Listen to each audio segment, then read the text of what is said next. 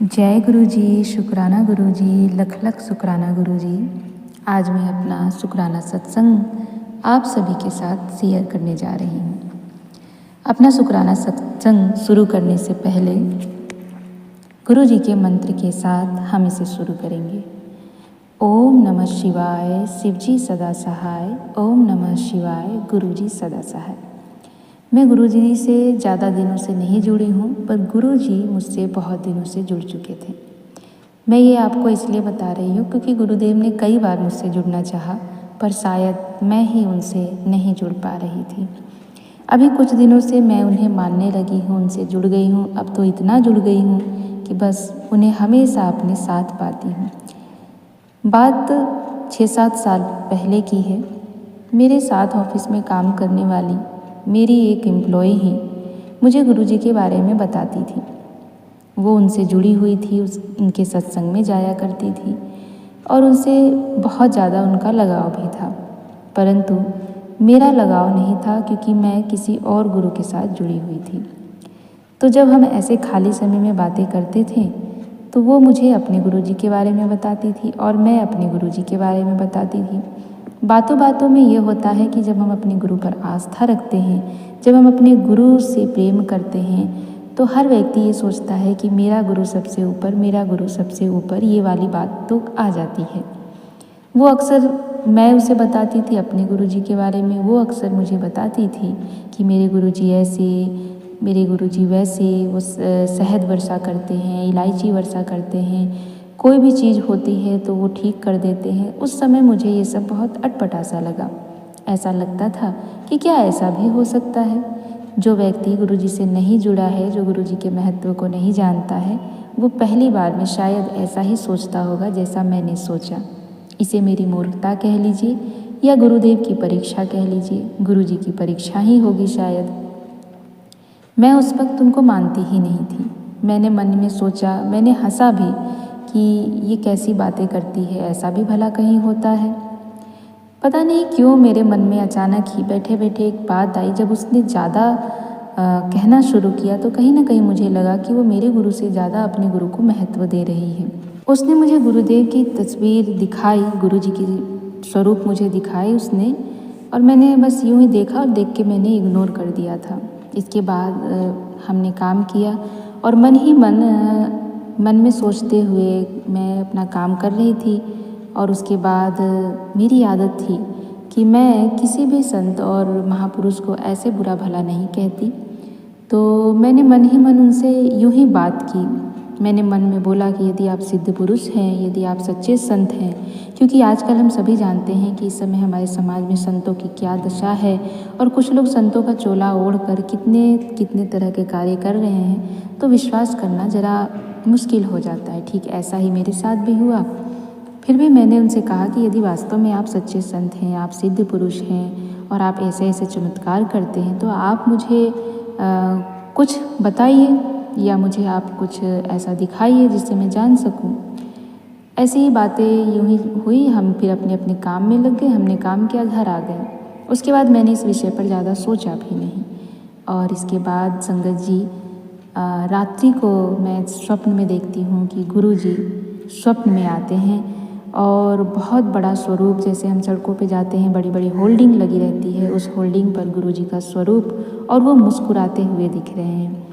और बिना जाने समझे मैं स्वप्न में ही उनके उस स्वरूप के पास खींची चली जा रही हूँ और मैं जाकर उस होल्डिंग से, उस स्वरूप से अपना सर टिका देती हूँ।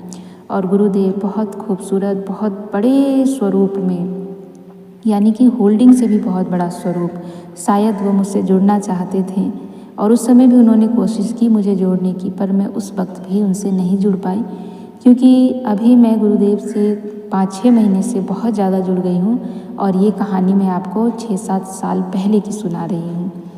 तो इस प्रकार से गुरुदेव ने वो मुझे स्वप्न में दर्शन दिए और फिर मुझे समझ में नहीं आया। इसके बाद मुझे अंदर से खुशी और सुकून तो मिला। मैं ऑफिस गई और मैं उसके आने का इंतज़ार कर रही थी कि मैं उसे बताऊंगी।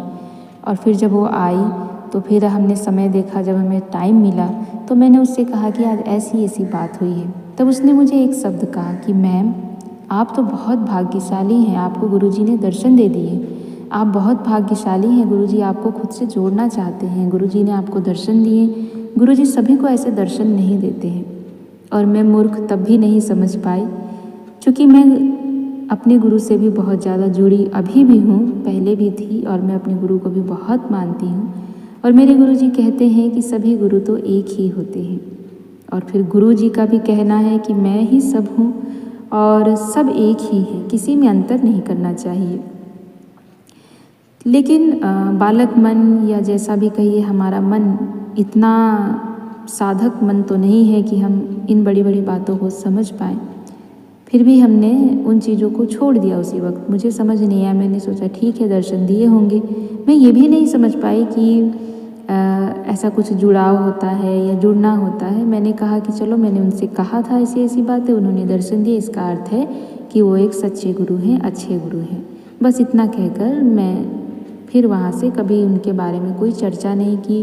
कभी मेरे मोबाइल पर उनका स्वरूप या उनका मैसेज नहीं आया, कभी उनके विषय में किसी से कोई बातें नहीं हुई।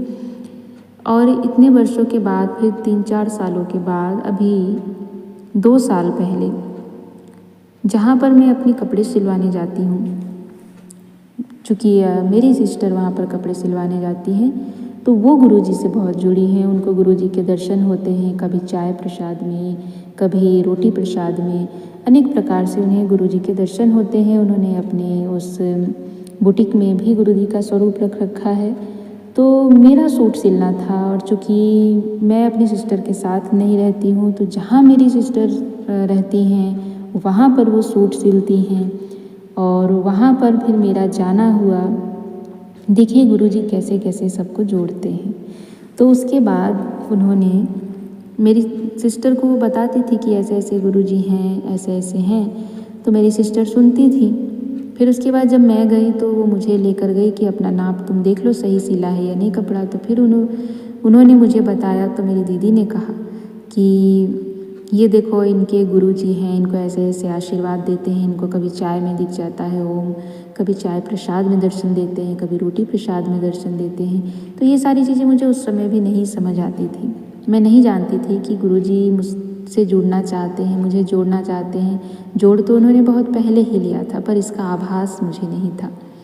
इसके बाद तब उन्होंने बहुत चीज़ें बताई। फिर मैंने बोला अच्छा, आपके गुरुजी का स्वरूप दिखाइए, मतलब कौन है गुरुजी, ज़रा मुझे दिखाइए।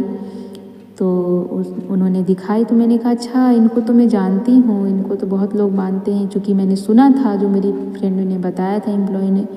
तो मैंने कहा अच्छा, इनको तो मैं जानती, इनको तो बहुत पहले भी इनके बारे में मैंने सुना था। तब मुझे ध्यान आया, तब मुझे एकाएक मन में आया कि मुझे बड़े मंदिर जाना चाहिए। तब मैंने अपनी सिस्टर से कहा, मेरी मम्मी भी थी, कि वहाँ चलना चाहिए। तो उन्होंने कहा कि तुम लोग तो जो सुनती हो वही करती हो, कोई बात नहीं है, क्या जाना है, चलो यहीं से प्रणाम कर लो। लेकिन मेरे मन में एक लगन लग गई थी कि नहीं, जाना है तो जाना है, क्योंकि उस समय हम दिल्ली में ही थे। तो हमने कहा कि नहीं, हम जाएंगे तो जाएंगे। और ऐसा मन हुआ कि फिर मैंने नेट पे खोजा, कब मिलते हैं, क्या होता है वहाँ का चाय प्रसाद, इन सब के महात्म्य को सुना। सब कुछ सुनने के बाद मन में एक बहुत अंदर से इच्छा जागृत हुई कि नहीं, जाना है तो जाना है। और संजोग देखिए कि बड़े गुरुजी ने बड़े मंदिर बुला भी लिया, और मैं मम्मी के साथ गई। और वहाँ पर हम अनजान थे, हमें कुछ नहीं पता था, लेकिन फिर भी हम वहाँ पर गए। जब हम वहाँ पहुँचे तो वहाँ बहुत से लोग मिल गए, और उन्होंने रास्ता भी बताया। फिर हम वहाँ पहुँचे, और फिर उसके बाद मेरी दीदी को भी गुरुदेव ने बुला लिया। वो किसी काम से जा रखी थी, उसने कहा मैं तो नहीं आ पाऊँगी। तो फिर भी उसने फिर फ़ोन किया कि तुम लोग वहीं रुकना, मैं भी आ रही हूँ।